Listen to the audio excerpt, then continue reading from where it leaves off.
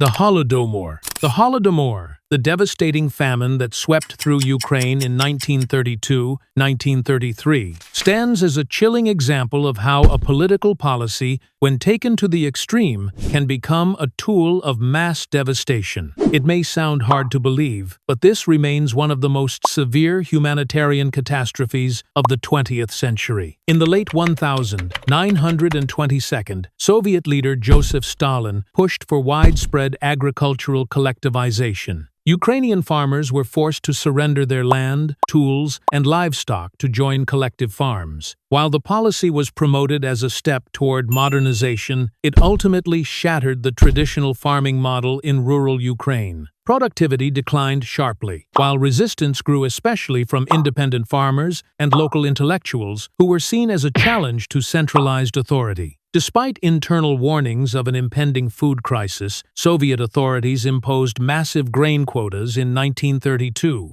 Ukraine alone was expected to deliver 356 million poods, an unattainable figure given the collapsing agricultural output. As supplies dwindled, the state remained unmoved. By late 1932, several Ukrainian districts were placed under what became known as the blacklist system, meaning complete isolation. Trade was banned, movement was restricted, and access to food was cut off. Meanwhile, the Soviet Union continued to export grain abroad. When quotas were unmet, enforcement teams arrived to confiscate every last kernel. They didn't just empty storage, they took seeds, livestock feed, and even household goods. By spring 1933, Ukraine was in collapse. There was no relief, no escape, and no hope. Villages were left empty. Families faded away inside their own homes. Modern research estimates that between 3.3 and 3.9 million people in Ukraine did not survive the Holodomor.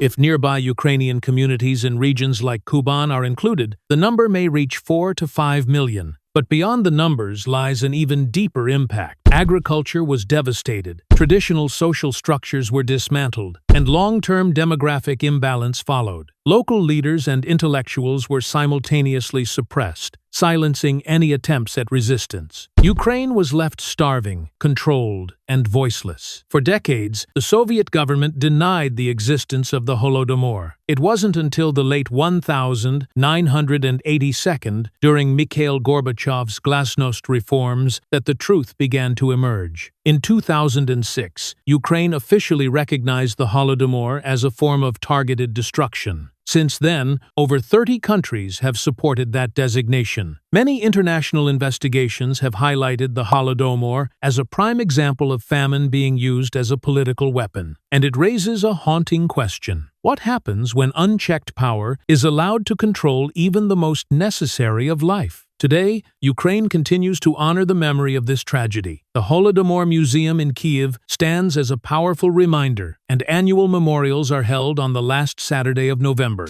Global memorials, educational programs, exhibitions, and digital archives help preserve the truth for future generations. The Holodomor was not just a famine, it was a warning that when political power goes unchallenged, even food can become a tool of punishment. And when a society remains silent in the face of cruelty, the worst outcomes become possible. So, the question is, what can we learn from what happened? And if you had lived through it, would you have stayed silent or spoken up? Unit 731.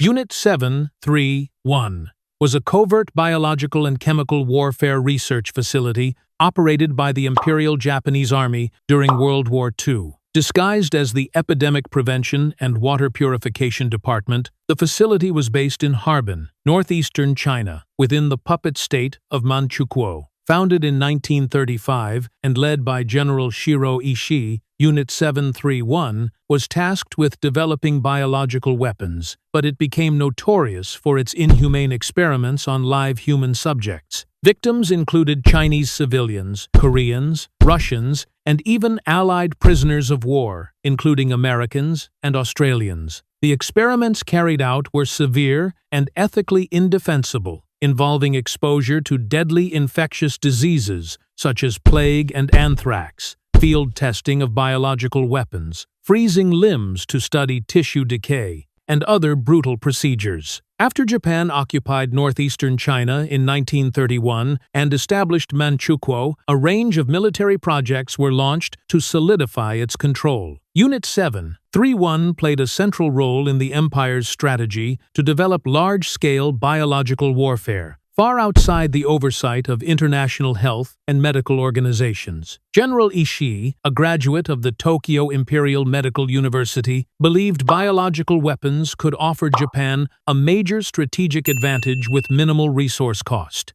At its main facility in Pingfang, Harbin, thousands of prisoners dehumanized and referred to as logs were used as research subjects under extremely harsh conditions. Many were subjected to internal examinations without anesthesia. Others were deliberately exposed to anthrax, plague, cholera, syphilis, and more. Some underwent forced freezing to observe the progression of frostbite and physical trauma. Biological weapons, chemical agents, firearms, and extended starvation were also tested. Unit 731's activities were not limited to labs. Field trials of biological weapons were carried out on civilian populations. In one case, plague-infected fleas were dropped from aircraft over villages in Zhejiang and Hunan provinces, triggering disease outbreaks and leading to the deaths of tens of thousands of innocent people. According to academic research and declassified records, at least 3,000 individuals, mostly civilian detainees, lost their lives at the Pingfang facility.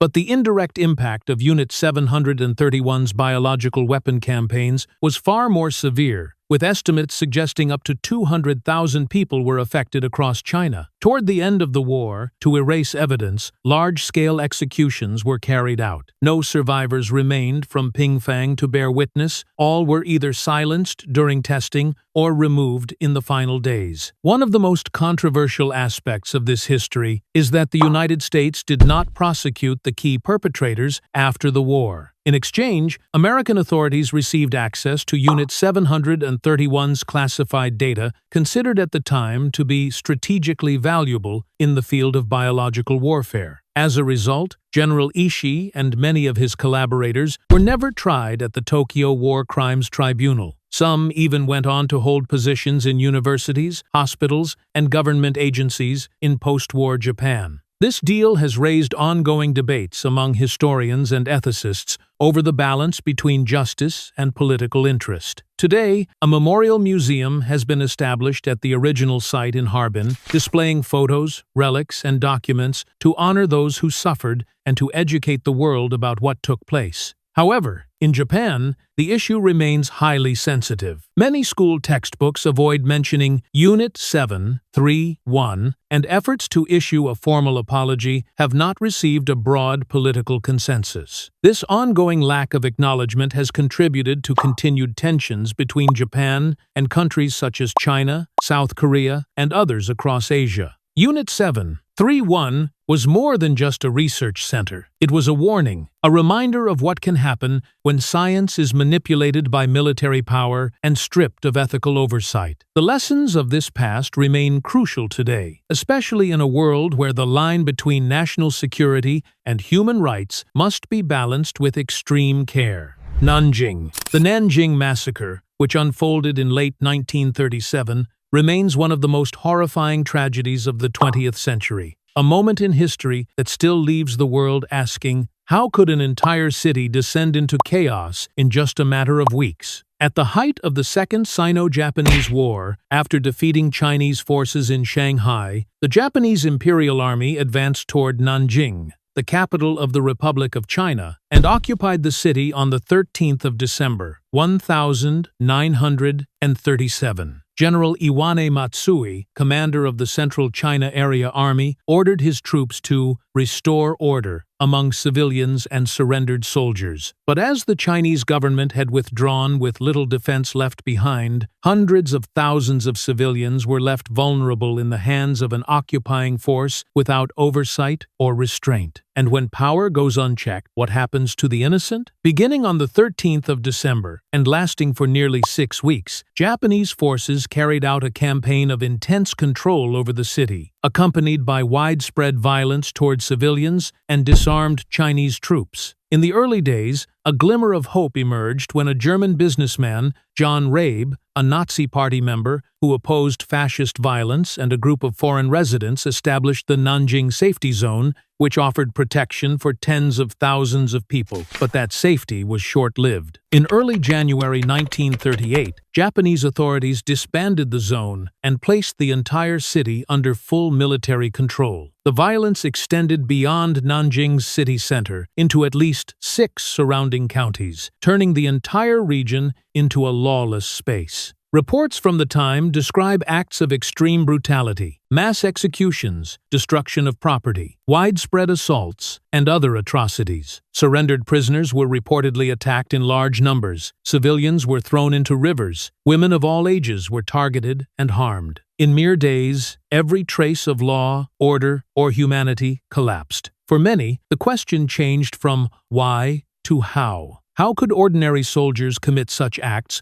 once the boundaries of morality disappeared? Modern estimates place the number of lives lost between 100,000 and over 300,000, depending on the sources and definitions used. The International Military Tribunal for the Far East confirmed more than 100,000 casualties, along with tens of thousands of cases involving physical abuse and mistreatment. According to John Rabe's personal records, his safety zone alone sheltered between 50,000 and 60,000 people. But beyond the numbers lie losses that can't be measured, families erased, generations shattered, trauma passed down through decades. What could drive human beings to inflict such suffering? And what happens when war dissolves all sense of moral restraint? After the war, generals like Iwane Matsui and Hisao Tani were tried and sentenced, some to life imprisonment, others to capital punishment. The actual number of victims continues to be disputed. Some Japanese scholars estimate about 38,000 deaths, while Chinese records often cite figures exceeding 300,000.